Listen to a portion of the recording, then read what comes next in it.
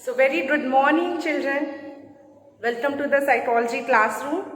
Okay, and we are discussing about the human development. This is a chapter which we are discussing about. So many things we have discussed in this one.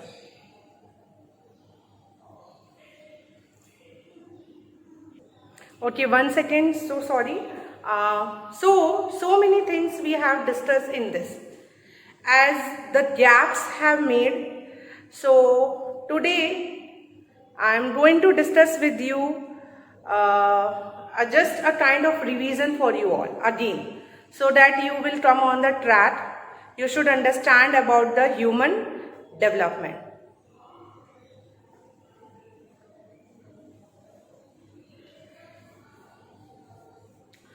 So ये chapter आप पढ़ रहे हैं, the chapter 4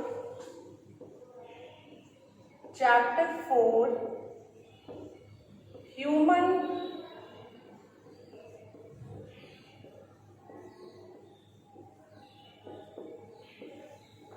development. Chapter 4 Human Development. A quick revision of this chapter and then we move to the next topic. Human development, we read about that what is development. We differentiate it from growth. We read that there is a different concept between the growth and development. Growth is something which stop at to some extent, but development goes on. It never stop. वो कभी नहीं रुकता. आप हमेशा develop करते रहते हो. You always develop till your death, up to the old age. Development is something related to the learning. That learning never stop. The difference between growth and development. We're discussing about the difference between growth and development. How the growth is differ from the development. So हमने ये chapter ही start किया था with this topic only, growth और development. कि growth और development both of the things are the different aspect. ये दोनों ही aspect different है.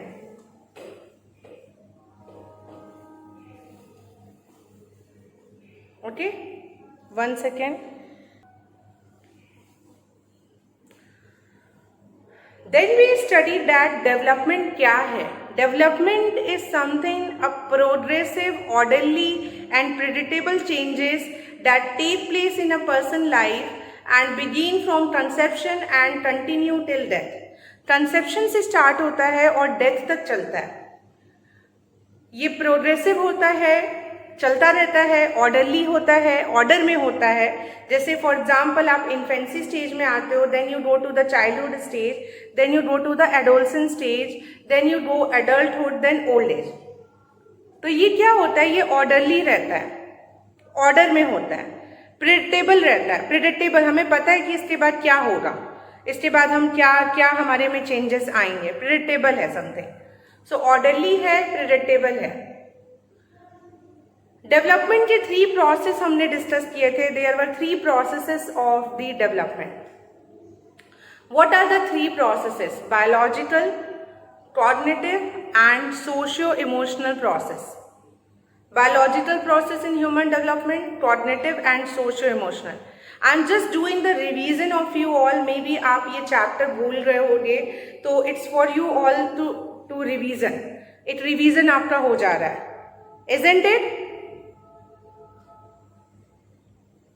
Then up to the chapter third, you all have done it. You all have given the exam also.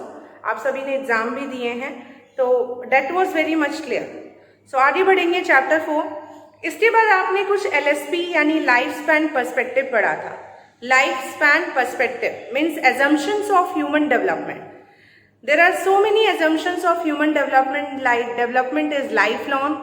Development जो है lifelong होता है. Development is plasticity, flexible. Development is influenced by historical condition, development historical condition से influence होता है। तो ये सारी कुछ चीज़ें थी। Okay, development is lifelong, so just you do one thing, you may recall it from your book से आप ये सारी चीज़ें रिकॉल कर लेंगे।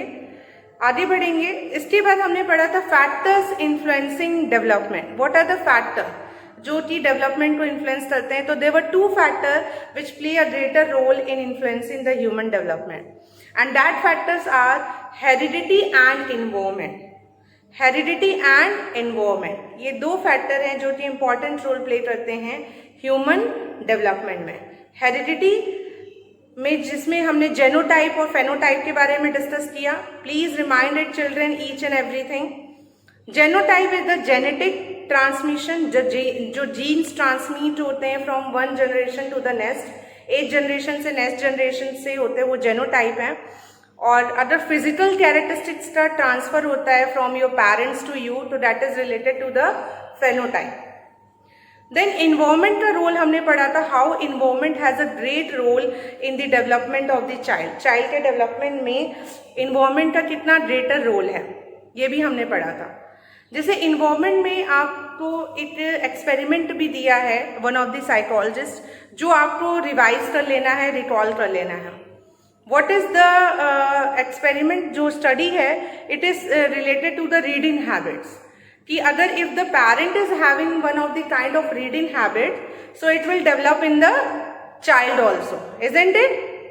ये क्या है? बच्चों में भी आएगा। तो whatever the environment you give it to the child, जैसा environment आप बच्चे को देंगे, बच्चा वैसा ही बनता है। ठीक है?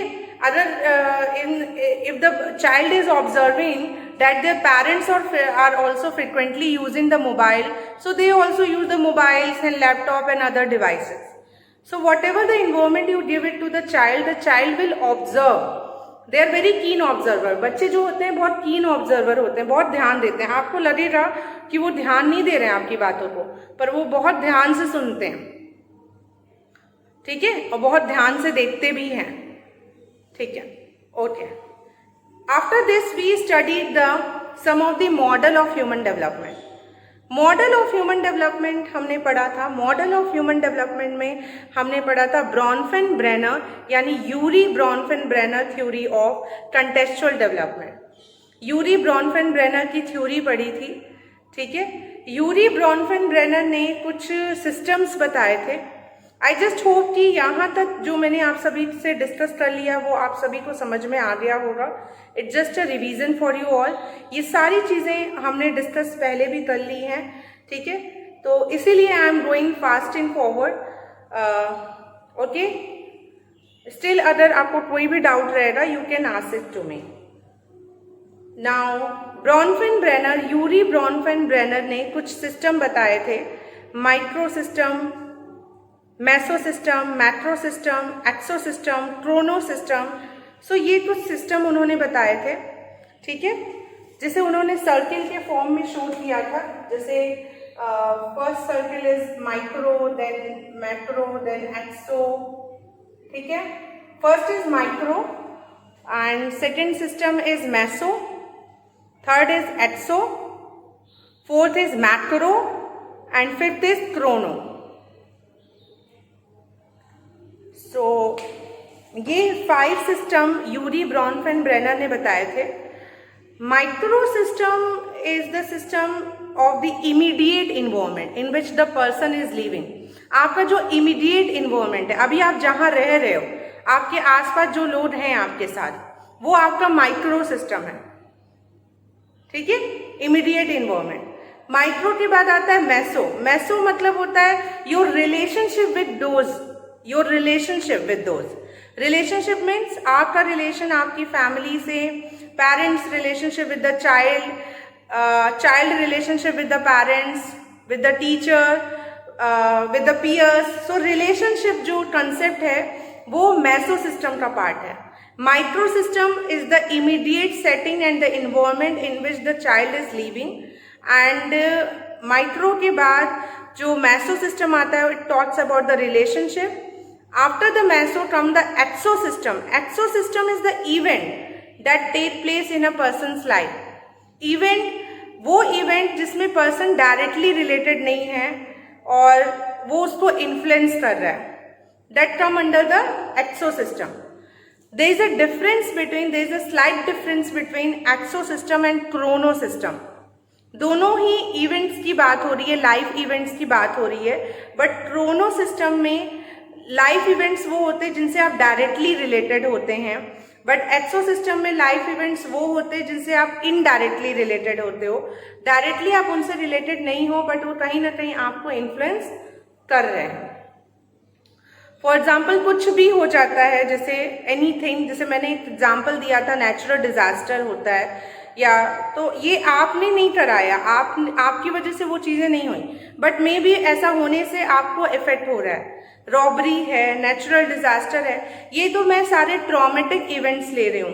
I am talking all about the traumatic event, negative event. जरूरी नहीं है कि सारी चीज़ें नेगेटिव ही इवेंट्स हों, कुछ पॉजिटिव इवेंट्स भी होते हैं जिनसे आप डायरेक्टली रिलेटेड नहीं होते हैं, बट वो हो जाते हैं और आप इफेक्ट होते हैं उससे.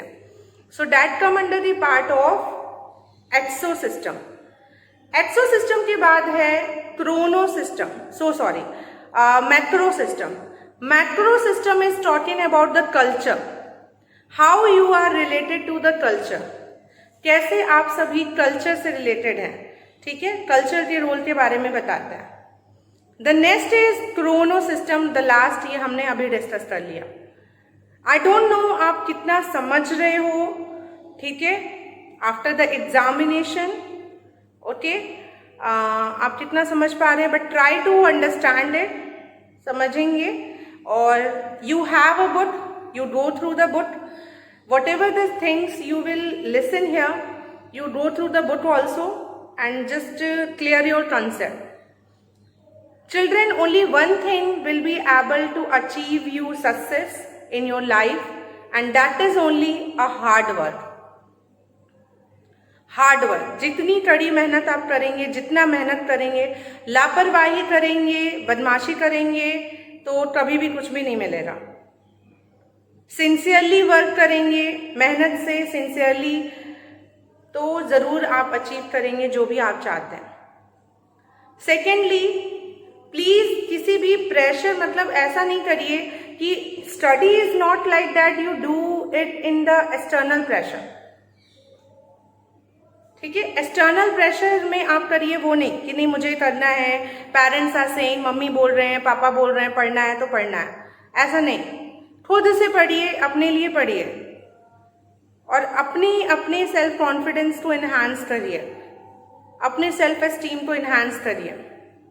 ओके, सो ब्रॉनफेन ब्रेनर के बाद जो मॉडल हमने पढ़ा था वो था Durganand Sinha model, D Sinha model.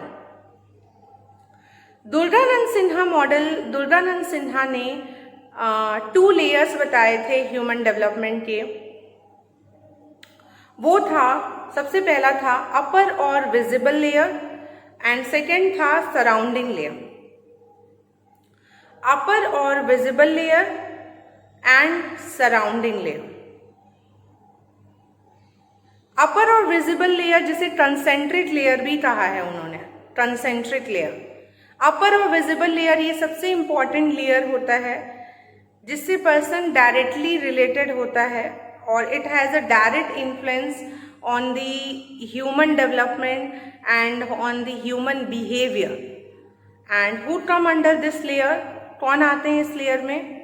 So it come the family, school, peer group.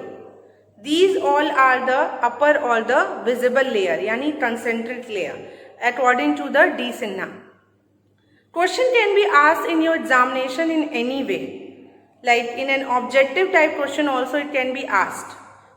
What is the upper layer of the D. Sinha model? या इसे visible layer भी कहते हैं और इसे concentric layer भी कहते हैं. It consists of family, school and peer group. तो ये ऐसे एजेंट हैं जिनसे आप डायरेक्टली रिलेटेड हैं.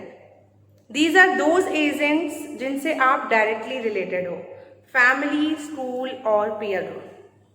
इनसे आप डायरेक्टली रिलेटेड हैं. ओके.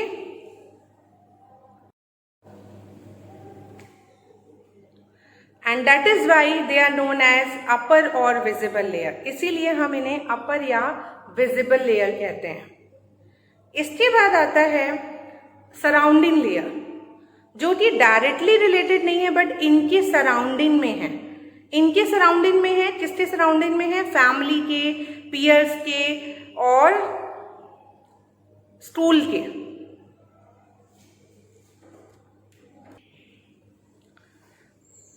सो D Sinha model surrounding layer में कौन से लोग आते हैं?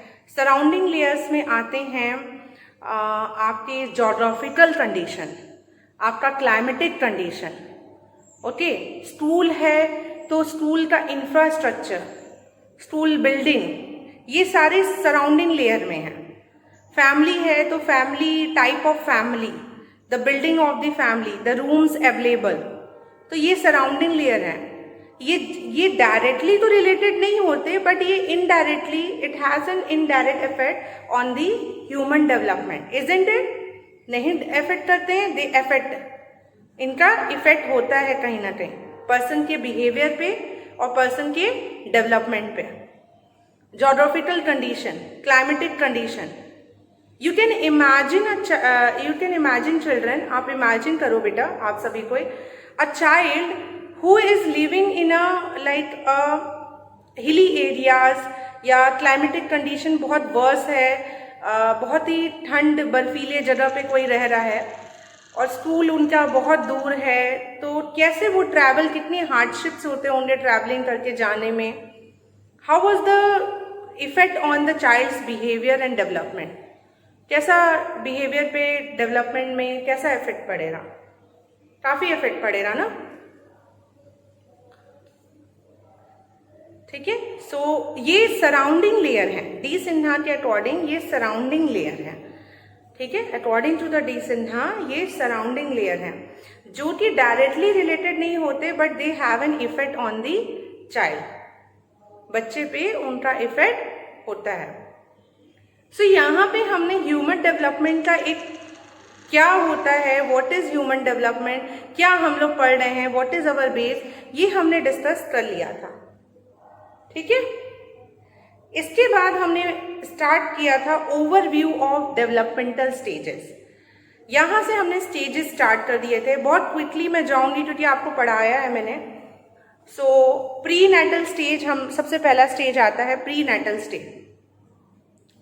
प्री नेटल स्टेज सबसे पहले आता है. Pre natal stage is a period from conception to birth. It is a stage when child is in the warm of a mother and completely dependent on the mother. Whatever the mother will take, whatever the substance mother will take, everything have an effect on the child. हर एक चीज का effect child पे होगा. ठीक है. Okay. Pre natal stage के बाद हमने स्टेज पढ़ा था infancy stage. Infancy stage, and that is a stage which is a period of 0 to 2 year. 0 to 2 year. ठीक है. 0 to 2 year. इन्फेंसी स्टेज में हमने बहुत सारी चीजें पढ़ी थी, लाइक इन्फेंट्स का सेंसरी डेवलपमेंट कैसा होता है. सेंसरी डेवलपमेंट की हम लोग जब बात करते हैं तो विजन और ऑडिटरी की बात करते हैं कि जैसे ही बच्चा जन्म लेता है, यानी जो न्यू बॉर्न चाइल्ड होता है उसमें एडल्ट विजन तो नहीं होता. आफ्टर 6 मंथ एडल्ट विजन आता है.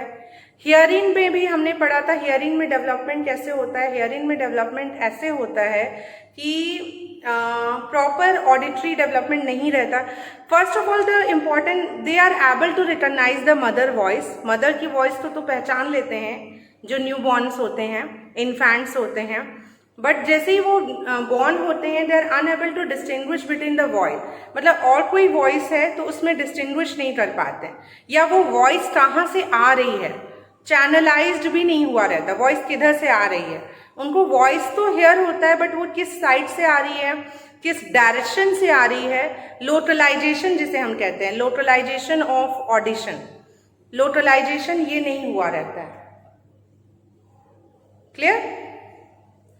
ओके, देन हमने सेंसरी डेवलपमेंट पढ़ा बच्चों का, इन्फेंसी में क्या होता है। मोटर डेवलपमेंट क्या होता है हमने ये पढ़ा। मोटर डेवलपमेंट क्या होता है।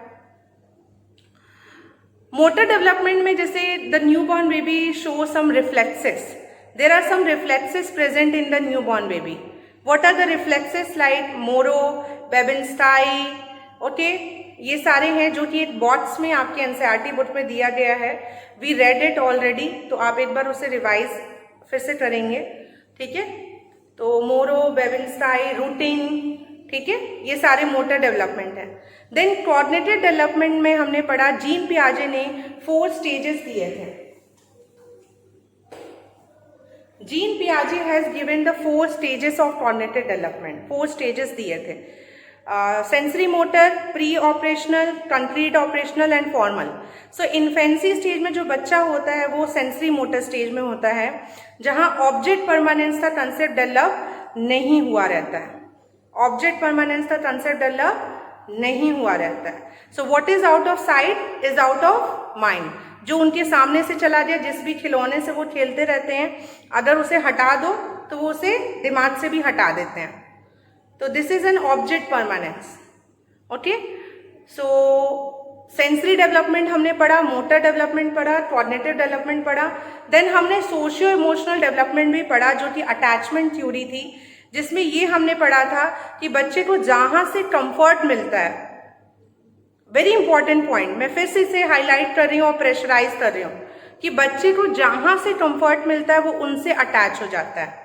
It is not like that. आपने बहुत से बच्चों को देखा होगा कि जरूरी नहीं है मदर से ही अटैच होते हो। जिन बच्चों को जहां से कंफर्ट मिलता है, comfort play a very important role during infancy stage. Please write it down somewhere and keep it in your mind also, that during the infancy stage attachment play a greater role. और इसको prove study से भी किया गया है। आपने study भी उसमें देखोगे, हार्लो की स्टडी है, हार्लो ने इसे प्रूव भी किया है मंकी पे, बेबी मंकीज को as they take a birth उन्हें एक सरोगेट मदर के पास रखा गया। 1 mother is made up of wire and 1 mother is made up of cotton. तो ऐसा किया गया, तो ये देखा गया कि जिससे कॉटन से जो मदर बनी थी उनसे ज्यादा बच्चे कंफर्ट थे, बेबी मंकीज कंफर्ट थे then the mother which is made up of wire, ठीक है। तो ये उन्होंने प्रूव किया कि बच्चे को जहां से कंफर्ट मिलता है वो उनसे अटैच होते हैं। That is an attachment theory which is given by Harlow. So this is all about the infancy stage. Now बहुत क्विकली आएंगे चाइल्डहुड स्टेज में, क्योंकि we have covered, which I remember, हमने एडोलसेंस कवर कर लिया था। तो after a long time, that is why I am just doing the revision for you all. So childhood में हमने फिजिकल डेवलपमेंट पढ़ा था। फिजिकल डेवलपमेंट 2 पैटर्न से होता है, प्रॉक्सी मॉडिस्टल एंड सेफेलोकॉर्डल। ये याद रखेंगे, cephalocaudal and proximodistal. Then motor development हमने पढ़ा था, ग्रॉस मोटर स्किल पहले डेवलप होते हैं, then fine motor skill develop होते हैं, ठीक है। देन कोऑर्डिनेटेड डेवलपमेंट में हमने पढ़ा था जीन पियाजे के अकॉर्डिंग जो चाइल्डहुड होते हैं, बच्चे जो होते हैं वो आपके प्री ऑपरेशनल स्टेज में आते हैं और देन कंक्रीट में आते हैं। फिर हमने सोशियो इमोशनल डेवलपमेंट पढ़ा था, जो कि एरिक एरिक्सन ने दिया था, जो इस time autonomy versus shame and doubt या इनिशिएटिव वर्सेस गिल्ट, ये वाले स्टेजेस में रहते हैं। मॉरल डेवलपमेंट की बात कही थी। मॉरल डेवलपमेंट में हमने पढ़ा था, we read about Kohlberg theory, if you remember, Lawrence Kohlberg ने बताया था कि बच्चे जो शुरू में they distinguish between right and wrong on the basis of the reward and punishment, but later on they distinguish the right or wrong concept on the basis of moral conduct. वो अपना ही एक moral conduct बनाते हैं जिसके basis पे वो right और wrong में differentiate कर पाते हैं। सो चाइल्डहुड कवर कर लिया था, इन्फेंसी कवर हो गया था, एडोलसेंस स्टार्ट हो गए थे, adolescence also we had covered. So just children you do the revision up to the adolescence तक आप रिवीजन कर लेंगे।